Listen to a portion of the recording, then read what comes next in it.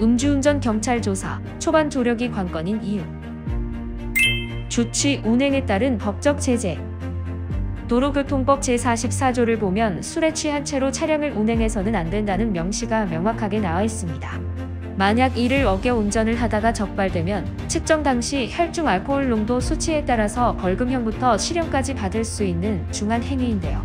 처벌 기준이 되는 혈중 알코올 농도는 0.03% 이상부터입니다.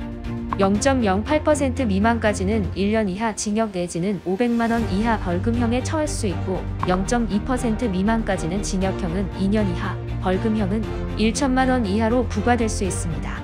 만약 0.2%를 넘는 혈중 알코올 농도 수치라면 5년 이하 징역부터 2천만 원 이하 벌금형까지 강도 높은 처벌을 받게 됩니다.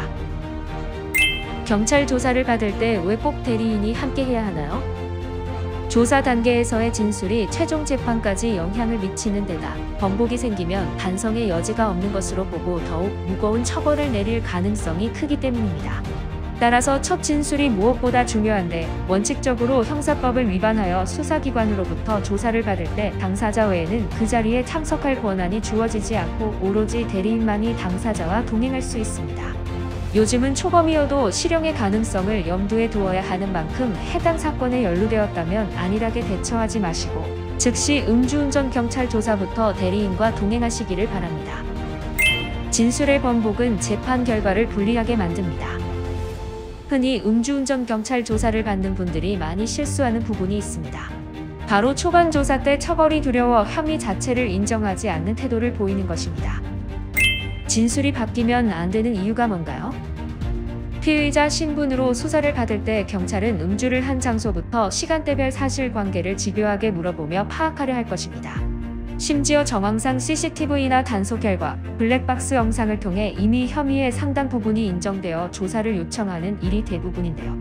이때 끝까지 혐의를 부인하면 경찰이 작성하는 신문조서의 초반 진술 내용이 그대로 기록되어 추후 재판까지 올라갑니다.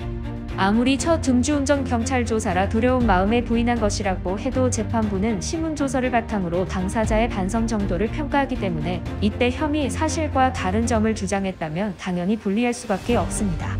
따라서 혐의가 있다면 섣불리 부인하지 마시고 이를 받아들이며 반성하는 태도를 보이는 것이 조금이라도 선처를 끌어내는 데 도움이 됩니다. 물론 혐의를 받는 것이 억울한 상황이라면 이에 대한 판단을 통해 본인의 상황에 걸맞은 적절한 진술을 해야 하는데요. 이 경우도 마찬가지로 혼자서는 법리적 판단과 주장이 어려우므로 대리인과 동행하는 것이 바람직합니다. 경찰 조사를 앞두고 있다면 선처의 골든타임을 놓치지 않아야 합니다.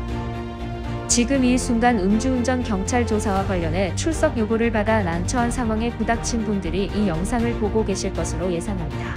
처음 겪는 일인 만큼 피하고 싶을 수 있지만 회피가 답은 아님을 인지하고 늦기 전 적절한 대처 방안을 대리인과 찾으실 것을 권해드립니다.